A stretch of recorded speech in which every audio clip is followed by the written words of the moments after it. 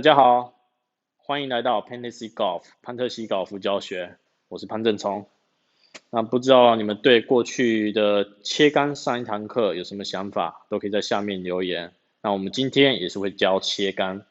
然后在直播的时候也有讲到今天切杆的会教的一些练习的方式，但是相信我还是很值得看的。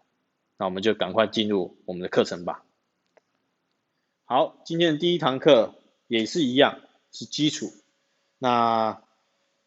切杆的基础就像上一堂课讲的一样，你的脚线啊、腰线还有肩膀线都要维持3条线是平行的，都要一样的。那今天会教的一点就是我最常在业余球友们会看到的一个错误，因为当他们觉得球杆很短，然后又是切杆，然后距离又不长，挥杆的幅度也不长，所以他们就会站得很近。那站得很近就会有几个坏处。第一个，你站得很近，你手这边没有空间，你就只能由手往外，这是第一个会发生的。第二个，你会身体转开，然后让手回到正确的轨道。可是这个部分有一个不好，就是你身体会转开，那你下半身一移动的话，你击球点就很不准。那我们回到刚才第一个会讲，你脚往外的话，那你切球，你还会这样子会需要绕回来，所以会就变得很复杂。所以我会强烈的建议大家，你球杆的握把的最尾端的部分，离你的身体差不多1个拳头，然后就像铁杆一样，这个是最适合的距离。然后当你这样摆上去比一下，我每次练习之前都会大概比一下，挪出那正确距离之后，你会发现你的脚可以站得很稳，然后还是可以用肩膀去旋转，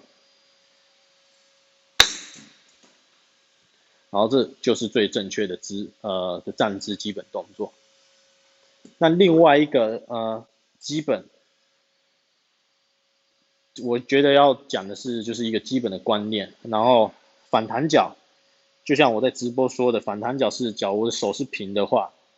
一个球杆直直的放下去，它的杆面不会完全的贴地，是有点悬空的，而那个角度就是反弹脚。那这样子打的时候呢，其实碰到地面的地方，切杆的部分是反弹脚部分，先碰到地面是反弹脚部分的话，才是最正确的。所以这也就是说，我们要击到球的时候，就切杆而已，其他球杆不一样。击到球的时候，我们的杆身是要直的，然后这是很重要的观念，所以也是切杆跟一般打长杆为什么会不一样的地方，然后也是比较难去琢磨的地方。好，那今天第一个部分就是一个基本动作跟一个基础的观念，这很重要，谢谢。那今天第二个部分呢，就是练习的方式，然后我最喜欢的切杆练习方式也其实有2个，那今天2个就说，然后第一个就跟之前讲的长杆部分是一样，我会夹毛巾，然后就像我刚才今天的第一堂课所讲的，你希望击到球的时候，这杆身是跟地面成垂直，不是垂直，成90度角的。那这样子的话，这就表示说你一开始摆的时候也是一样，不要手部的位置不要太前，也不要太后，就是在球的正上方，这样才容易打到反弹脚。那你这样子站姿站好之后，接下来的动作都是用身体去旋转，手部的动作几乎是0。所以这才是正确的打切杆方法，然后也就是我为什么会强烈推荐去夹毛巾或者是袖子这样子也可以，你就会发现手部动作减少，就让肩膀去旋转，这就是正确的一个方式。所以夹毛巾有2个好处，除了长杆以外，切杆也可以。那第二个我喜欢的练习方式就是说，也是一样，我们为了要让击到球的时候，这杆身是直的，与地面成90度角，所以我常常会一只手练习切杆，那这一只手切杆就是右手，左手会放后面背后，然后右手切。然后你会发现为什么是右手而不是左手呢？因为左手切的话，你会发现很容易你手的位置不容易呈现词形，这个有点反折，所以是不太可能会发生的。对左手，他们左手一切的话比较容易这样子，那这样子的话就没有用到反弹脚，手的位置在球的前面，就不会用到反弹脚。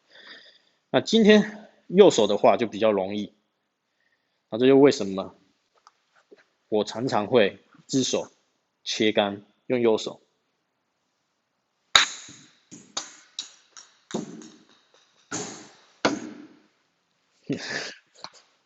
好，然后一只手切杆的部分也是一样，像第一堂课一样，要保持一颗拳头的距离。然后你就会发现，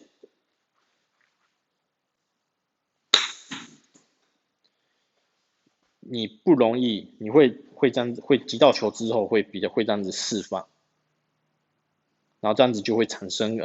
其实会产生更多的后旋，然后也是因为你打到用到反弹脚的关系，讲你是都这样子释放的话，那就不太对。